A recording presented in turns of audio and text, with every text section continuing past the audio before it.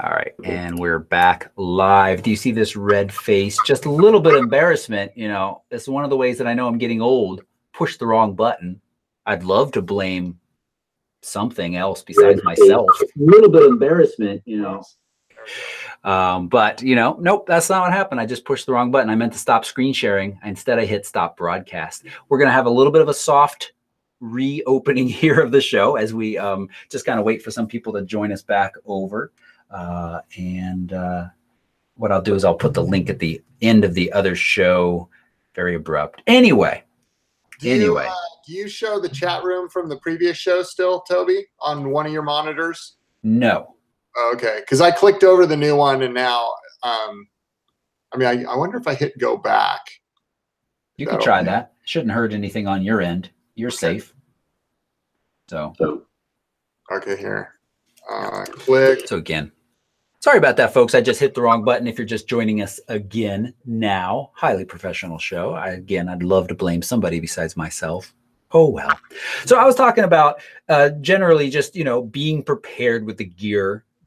You know, I don't want to say I'm disappointed in the pictures I got of the kind of split horizon shots down there. The very first one I showed you all is probably the one I'm happiest with, even though it doesn't have a whole lot of definition underneath. I think, Kate, you had asked about where you're focusing in that. With the GoPro, it's an infinity focus. There's no control over that at all. So I just let it do it. When I use the 16 to 35 for the couple of shots that I stuck my hands into the freezing cold water, I learned very quickly that it is a very big difference between what you see in the foreground underwater and what you see in the background up above. And that was much trickier.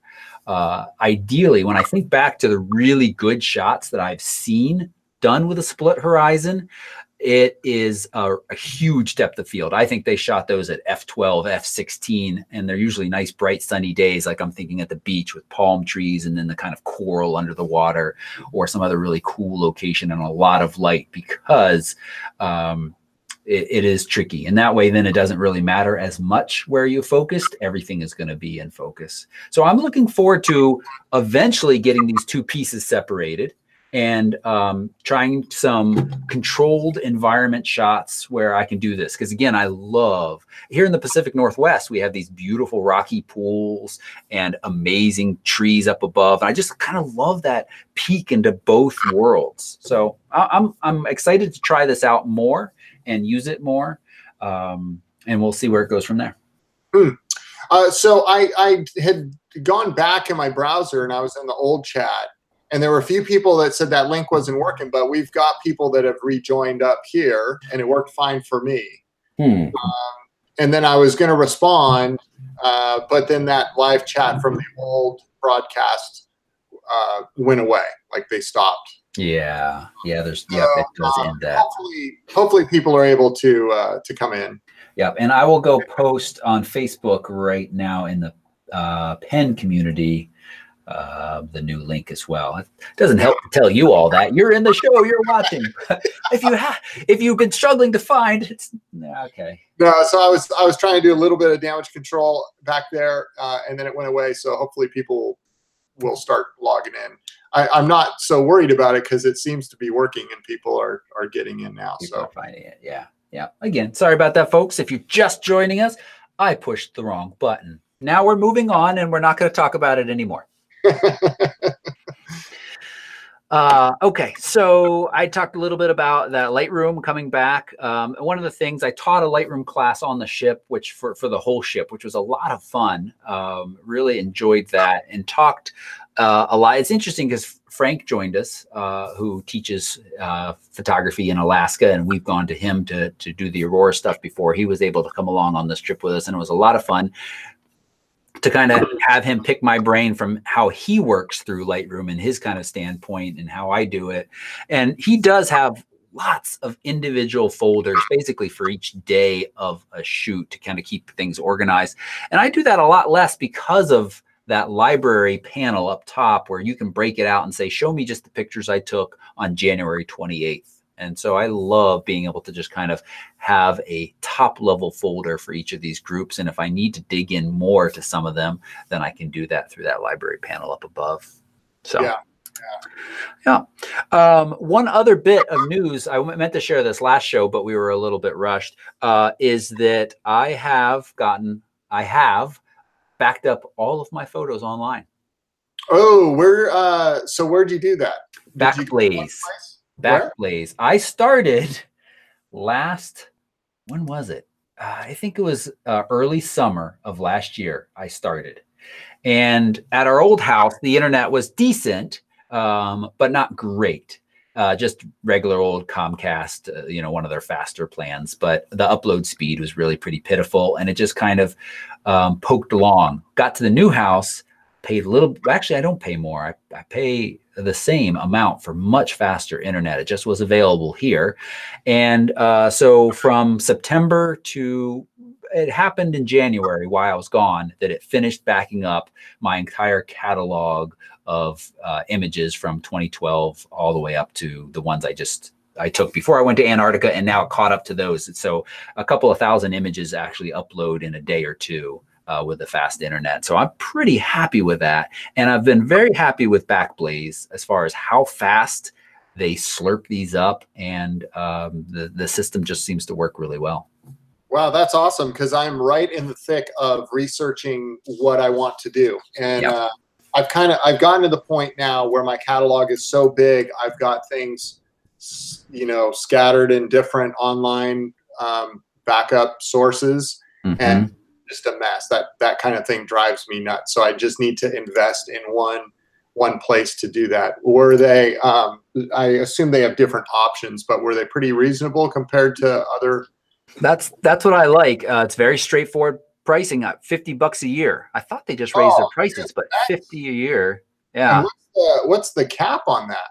On the storage space? Nothing? There's no cap. That's unlimited. I have uploaded, Steve, over 10 terabytes. 10 terabytes of pictures and video.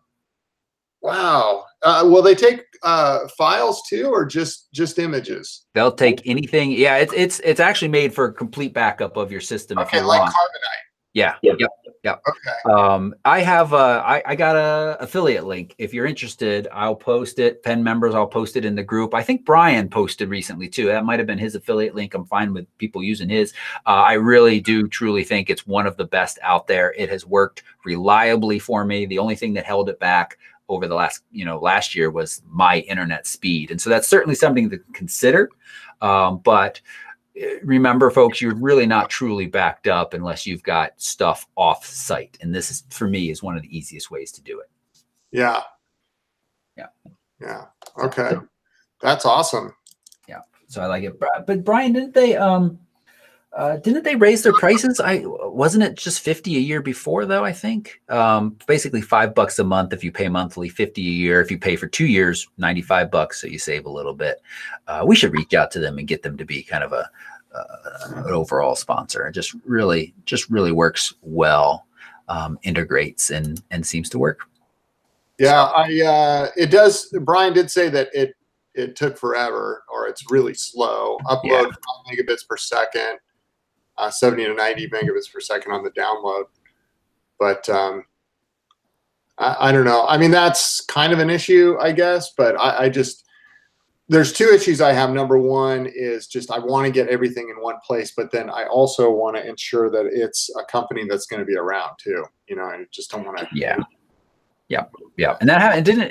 Who went down recently? Carbonite. Carbonite stopped their personal, and now they're only doing kind of enterprise backup. So I think that's a good point as well. Is that what they're doing now? Yeah, because I something was ringing a bell there. I couldn't remember the company. I used Carbonite years ago, and it was fine, but for whatever reason, I used another source, and then my catalog grew, and I just outgrew it. And I'm looking at Dropbox and Amazon and all these different places. And by the time you add up what I need, it gets crazy expensive. So yeah. But that's what I love. And as Brian has mentioned, these images aren't on my computer; they're on external drives, and it doesn't care where they're coming from. It backs them all up. I haven't needed to use the download portion of it yet, so that is a bummer if it's slow. They will send you a hard drive with your stuff on it if you have a catastrophic failure and you need to get everything back. So that's an option as well. So pretty cool. I was excited about that. I knew it would happen sometime while I was in Antarctica, that I'd be able to come home and see that it was all zeroed out as far as how much had been up, or I mean, you know, what still had to be uploaded. And I'm very happy that that is all done.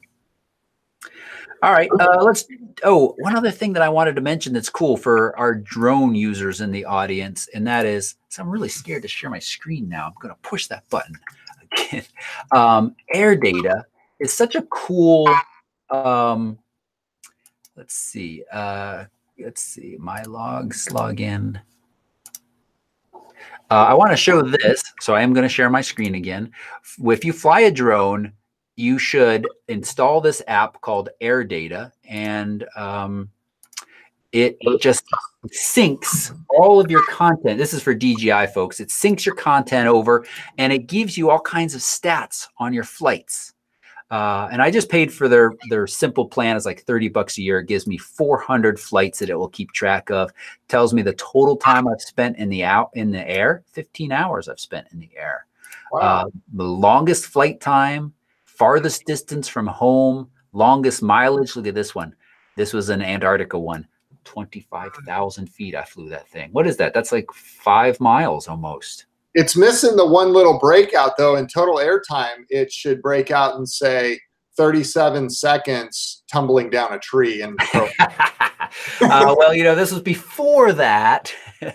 Okay. Before that. But and then you can go in and you can see an individual flight, which is pretty cool as well. So then it shows you your flight pattern, and also it pulls in the little thumbnails of the pictures you captured. So Wow. just really neat to be able to see this different data. I can't remember which flight was that really long one, somewhere around here. But overall, just really like this app. And again, really happy. We talked about it last week, so I won't go into it too much more, but I thought I'd be able to kind of like skip this upgrade with the Mavic Pro 2, but I need it. I need it, Steve. So how long before DJI merges with Google to share these images for satellite mapping, and then they merge with Amazon to be able to buy and sell chunks of ice from Antarctica delivered to your doorstep? Wow. Talk about speeding up global warming. Sure, let's go pluck let's send a drone army down to Antarctica to pluck little bits of ice for us to use in our cocktails. I love it. No. That's pretty funny. That's a good question, because you know there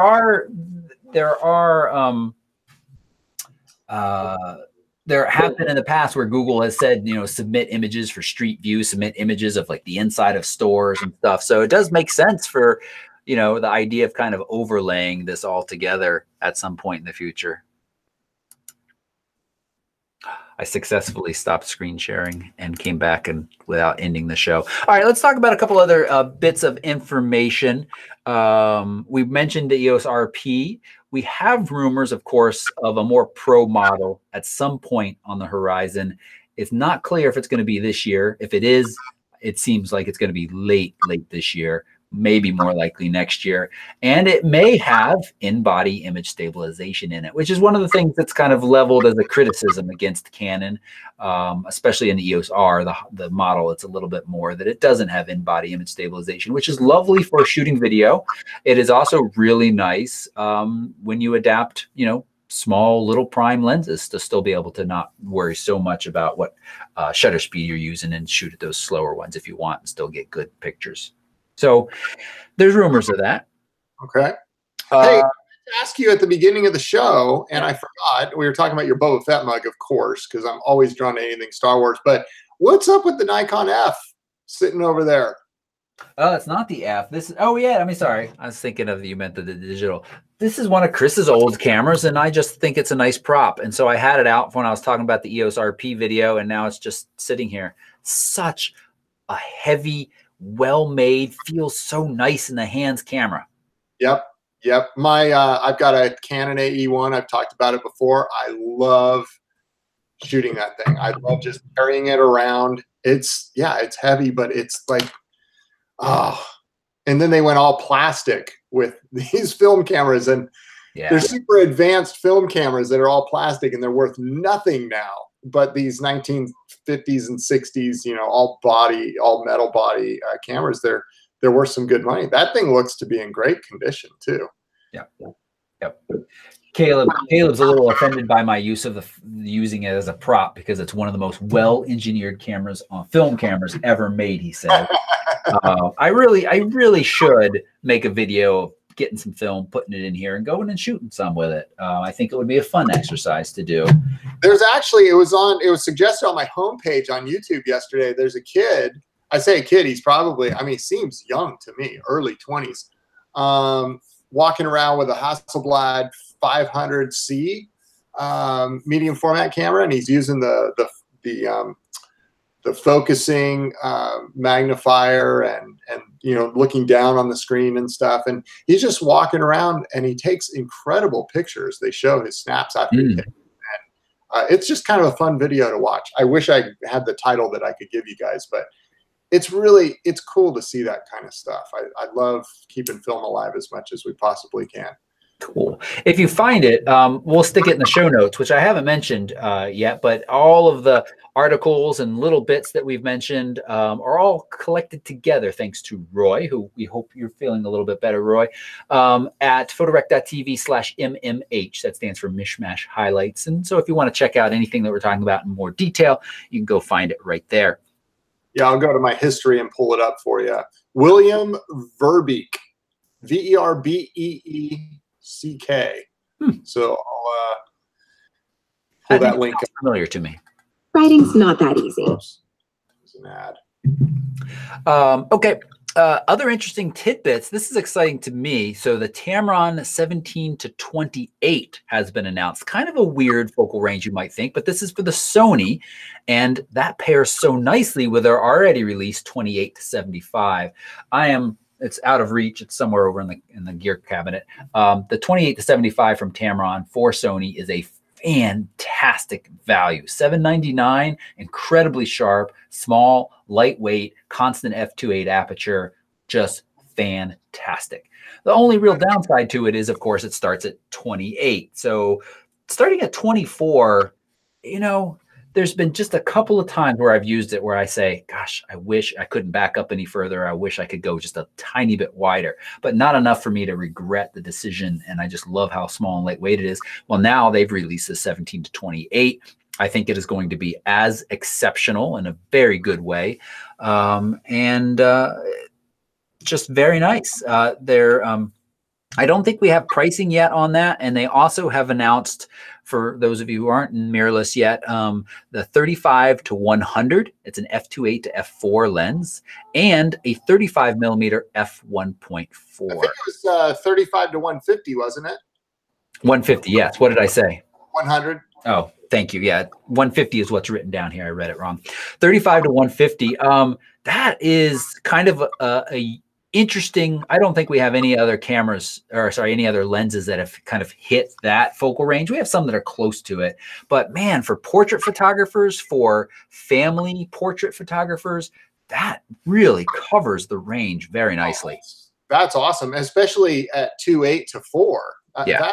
Oh gosh, I would love it if my 100 to 400 was a 2.8 to 4, not the 1.5 to 5.6. Yeah. Especially if you put extenders on it and stuff. It's just, unless it's pure bright daylight, you're kind of hosed. Yeah. Yeah. But you know, if anybody's concerned, one that's, you know, f2.8 to f4, the f4 is going to allow them to keep the price down. They haven't said yet price on this, and they haven't said when exactly it's going to be released. A little bit later this year. We must not be too far away from it because they've announced it, and there's even product pages on B&H for these lenses, but they just simply say coming soon or coming later, however they use that language. So yeah. But that just I really like that we have these strong third-party options. I haven't obviously shot with any of these lenses yet, but the Tamron 85 is a fantastic lens. They've, similar to Sigma, Tamron has come on really strong with these in the last couple of years with their lenses, and the quality of them and the value of them, most importantly. If you're willing to look beyond your own manufacturer, I think you can get some great deals. And so I just love to see this continue. And Roy so nicely has added to the show notes the Hasselblad 500 CM review shooting with a camera. So that's cool as well. Oh, cool. Yeah. And then we got our other stuff here. I want to hit on this. I think Instagram for most of us is still the place where we're sharing our images. They haven't done anything to really annoy me in the last couple of weeks, so I'm still using it. But F-stoppers, we have an article on F-stoppers, the Instagram tricks you should and shouldn't be doing. I want to run down these real quick with you all. I think there's some good ones in here, including one that caused me to make a change. Most of them I had an idea about, but one was pretty straightforward. First up is username. Your username should be something intelligent, and it's great if it can be the same across all of your kind of social media platforms. I agree. I like that.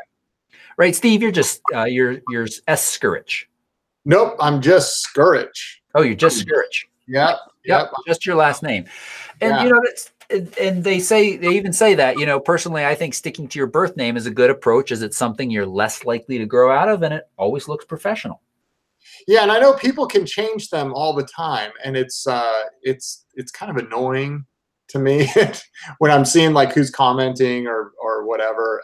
Like, who is this person? Oh, well, they changed their But yeah, so no, I've just always just been right at Scourge. I'm really happy with that, because I'm sure other Scourges have joined, but I happened to set up my account early on and got that. Yep. Then the next bit of information they share here is that your real name section should be a little bit more than maybe just your name. In this case, he puts, but again, don't make it funny. Don't put in strange characters. So this is Paul adds shed. And then he's got a little line and says kind of his style of photography, and even has a little location marker and his location all jammed in there into the name field. And so again, kind of useful, relevant information. You've got enough room there. And so it sounds like it would be good to do that. That's interesting. I think my real name, it changed when I switched to a business account. It went from Steve Scourge to Steve Scourge Photography. But I didn't really consider putting, you know, kind of a tagline in there. Yeah. Yep. So that's interesting. The profile picture, this is kind of, you just mentioned this a minute ago, when somebody comments and you're not sure who they are. This also happens to me too. More often than not in this visual society, I glance at the picture first to see if I recognize. And if you're somebody who's constantly changing your profile picture, I think you're going to confuse those folks around you. So you should come up with a good, nice picture that's clear, probably of you, but it doesn't necessarily have to be, but you should keep it consistent. Yeah. And also make sure the image you have uploaded is the maximum resolution that Instagram currently allows. That's a good point too. I mean, everybody watching the show, I think you aspire to be a photographer, or you are a photographer. And so you don't want to put work out there that looks any less than it could. There's a tip that I put out, a Tuesday tip, probably 6 weeks ago or something on that. Instagram and Facebook exporting. Yep, that's right. Very good. So look for that, pen members. The bio, you can only use 150 characters, which in this person's opinion is too generous. Keep it short and sweet. Accurately describe yourself in as few words as possible. And they make this point, don't put any hashtags in there, even though you can. They say that's a bad idea, because look, when you put hashtags in there, also they become clickable links that take you away from your place. Oh, that's interesting. Yep. And you know, why would you want somebody, if you say hashtag photography, again, that I actually had that, I took it out. I was like, great, people know I'm a photographer. They're just going to click on photography to see where that goes, and it's going to go to that really generic hashtag. Yeah. So maybe if you, sorry, Steve. No, I was just agreeing. Yeah, that's. I never thought about that, but maybe if you've got a specific hashtag for your work or a project you're working on, you could certainly put that in there. But in general, that's then still a link to more of your work or a collection of your work in some way. Otherwise, don't. Emojis. makes the great point that not everybody's on the same system. Not all emojis work for everybody. And so they might end up with this kind of really weird little boxes with question marks. I hate that. Yeah. My daughter actually the other day, she's got an older phone and she was like, my friend keeps sending me these weird emojis. What do they mean? And I was like, oh, we don't know because you can't see those. Special characters. I don't think most of us adults are doing this, but I see this from time to time with this kind of goofy, weird stuff. You just don't quite know what it's going to look like on devices. And, if you're having fun with your Instagram account, sure. But if you're trying to look professional, present your best work, I think it's a good idea to avoid special characters. And then this one, which I think some people are on the fence about, switching to a business account. If you use Later to schedule your posts, you have to be a business account. You do get some added benefits, and there's no real drawbacks that we know of right now. And I have switched to a business account. Steve, you said you have as well. Yep. Yeah. It's nice because you get stats and stuff like that. Yep. Yep. There's always that worry in the future, though, at some point where Facebook, who of course owns Instagram, could be like, well, you're a business. You must be making money. So we're going to charge you to get your post out there to more people. I mean, there certainly have been changes to the engagement algorithms on Instagram. I can't point my finger directly at that being an issue of the business account. But it's this author's opinion that you shouldn't switch to a business account. He doesn't see any real benefit of it. What you do get is those call and contact buttons. You can see those right down here: shop, call, email. You can also get these Instagram story highlights. And his opinion is that they're all kind of cluttery.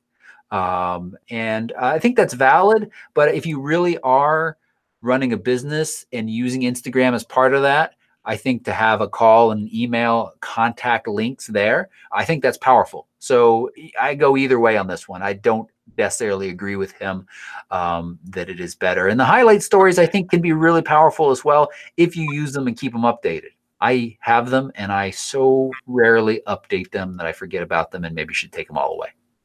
God, I want to click the okay, I agree on cookies on your computer so bad right now. Oh. I'm scared to click buttons, Steve. I might end the broadcast again. And the last, I think this is our last one. Yeah. Having a little URL that takes you to more information is great as part of it. It sits down there below the bio. So you can actually use the very end of the bio to kind of tell somebody what it's about. He recommends something like Linktree, which will add, give you this kind of clean little spot to then jump people off to other useful places as well. Oh, so, I didn't. Never thought of that. I've got a link right to my website, but that works too. Yeah, Linktree before. Yeah, I know that Later will work. I think it's later.com will work with Linktree to kind of update that if there's more relevant stuff. I switch it from time to time when there's a new video out. I'll add to the end of the bio new video and then put the URL there, new content. So I try to make it as easy as possible. So I just thought those were interesting and useful. Look at some of those Instagram bits. Another interesting bit that went out this week that I'm just going to mention is when is copying not plagiarism? The lines are somewhat blurred, and give you, Steve, a shout out for kind of your inspirational Tuesday tip that went out. Was that towards the end of last year, I think, that was just really great about getting out there, emulating those that you like to start out with and kind of learning and growing that way. I think that's fantastic. So, yeah, I haven't read this article, obviously. Did you read this one? When is copying not plagiarism? I skimmed it. Mostly if you're interested in more of another opinion, you can go watch Tony and Chelsea's video on this content. One thing that I did like about it is at the end, though, they make the point, and I think all of you watching, you're smart people, you know this, but let's just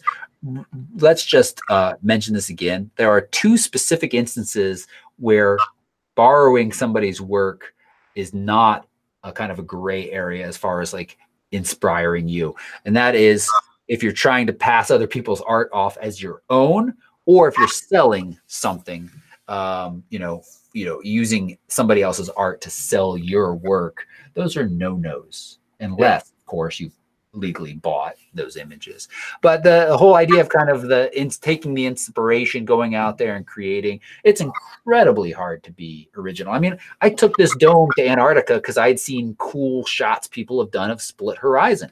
I wanted to do my own. There wasn't any one person that I was taking inspiration from, but I think it's very hard to be completely original these days, and that's okay. But for many of us, kind of trying to emulate what we see and what we like in other folks, I think that's a great way to begin.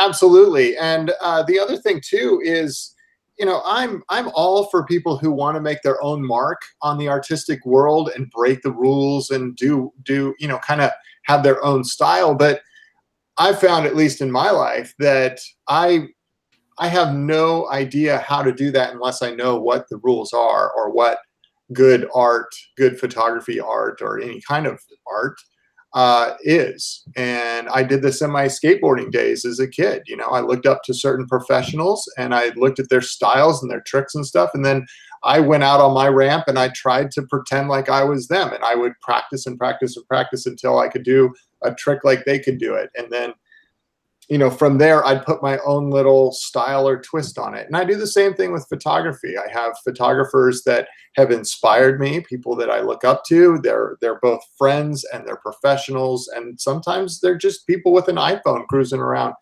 But look at what they're doing and then try to emulate that. So I feel very strongly about that. Like you said, it's hard to be original. But it's also, this all leads to you making your own artistic mark, is you kind of find your way. And some people, I guess, can just start out and they have their own little style and it just works right from the get-go. That definitely is not me. I'm still finding my way. But yeah. Nice. Yep. I'm passionate about. No. And I think a lot of that style comes in editing as well. And so that's, you can watch these folks that you love their images. So you might think, well, I don't know how they're capturing it. For a lot of these people that we love their images, it's really all in the post-processing. So, so much of our images look very similar coming straight out of the camera, but it's how we sit down and what we emphasize in the image and what we work on that takes it to that next level. Yeah. Yep. All right. We've moved on to the part of the show where we say, oh, he's going to stay up there. Photos from space. And man, we've got a cool one today. I don't know when this trend started. A couple of years ago, the photos from space, but I have to share it again. We just watched First Man the other day. I've heard good things. Yeah, it was good. It's all about Neil Armstrong, basically. Which I knew that, and obviously by the title and stuff. But I mean, it was really about him, and he truly was a reluctant American hero, and you really get that sense when you watch the movie. It was enjoyable. I will be honest, it wasn't nearly as good as I was hoping it would be. But I like space movies. I like stuff like this. I like to just kind of sit and dwell on a scene that is space related, whether it's in a movie or in a photograph. And there was just a lot of shaky cuts and stuff in the film that were, to me, distracting. I know they give you a sense of feeling and stuff like that, but I just thought it was overdone. My opinion. Interesting. Anyway, this show. If I remember in a minute, I want to talk about Roma, which won Best Picture at the Golden Globes and is like 4-1 favorite for winning the Oscar against some pretty big names like A Star Is Born. I'll talk about that in a second. But let's look at this picture here that's pretty freaking amazing. This is by Andrew McCarthy, and it is 50,000 images. Wasn't he an actor in the 80s? Was he? I don't know. Andrew McCarthy. He wanted the Brat Pack. Before my time, Steve, you old man with your salt and pepper beard. Oh, geez. Just kidding. Steve and I are almost the same age.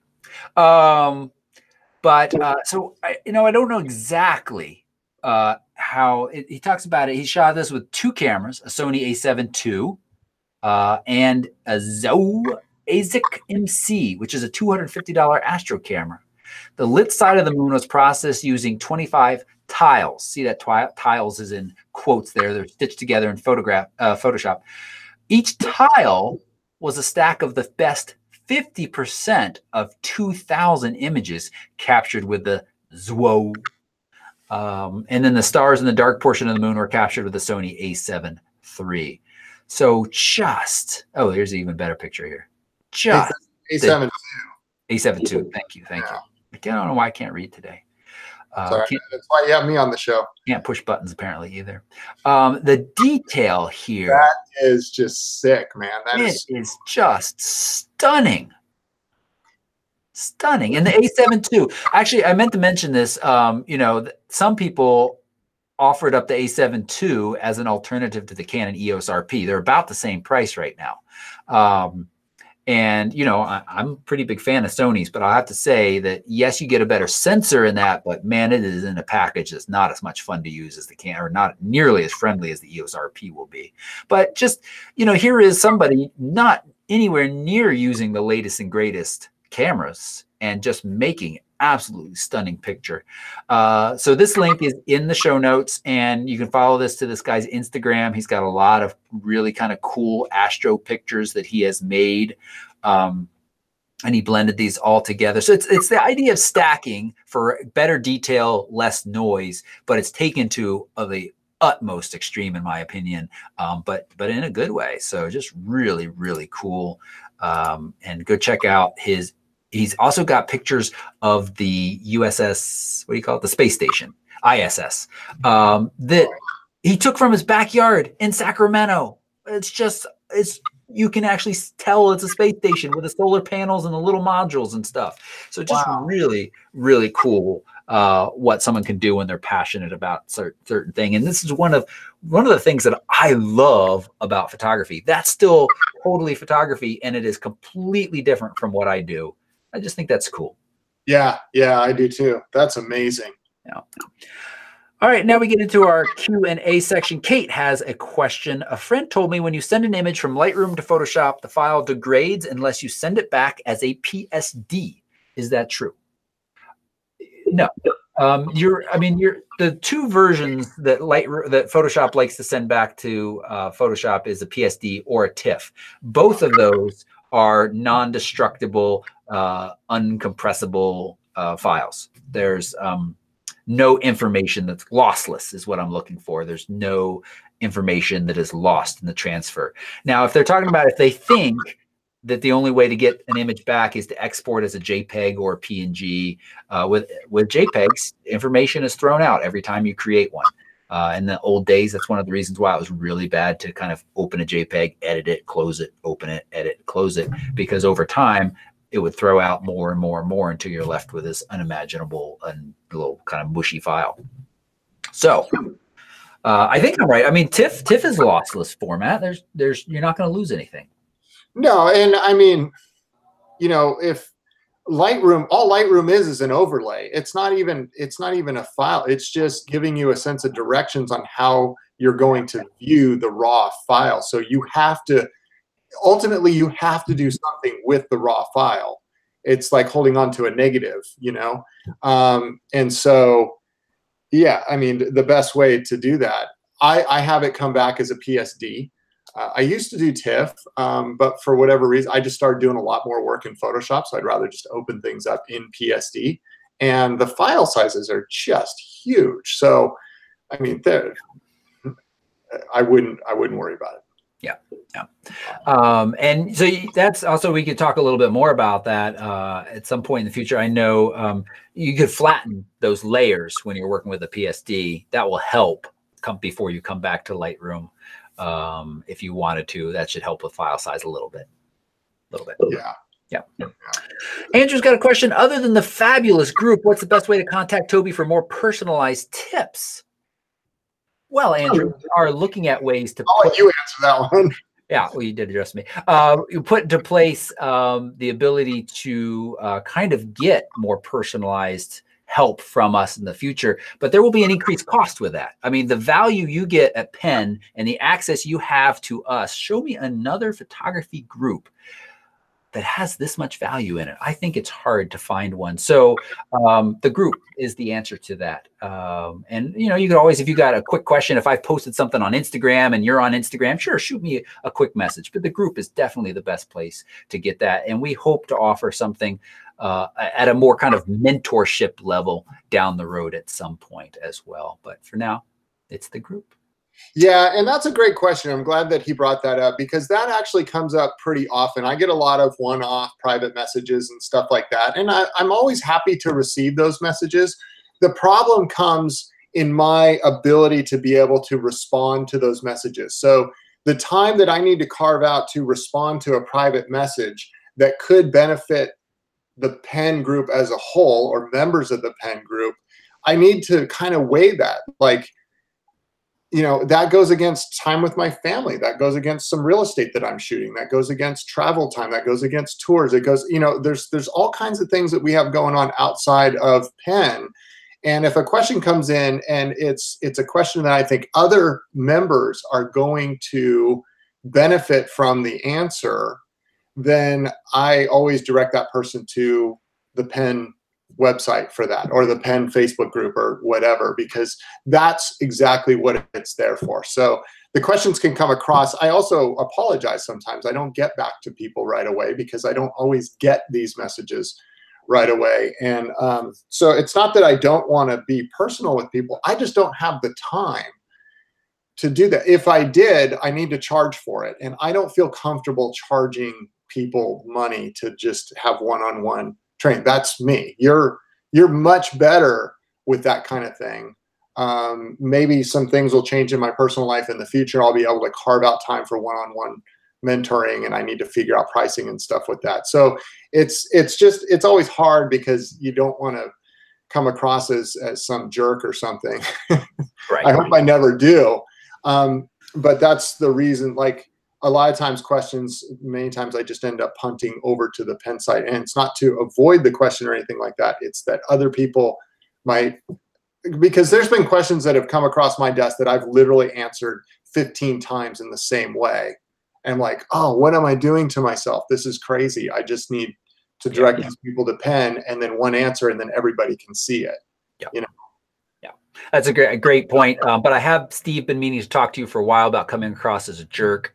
Just kind of something that we should talk privately. No, I think that's great. I swear. She's like, what are you doing? Why don't I thought you guys created a whole company for that?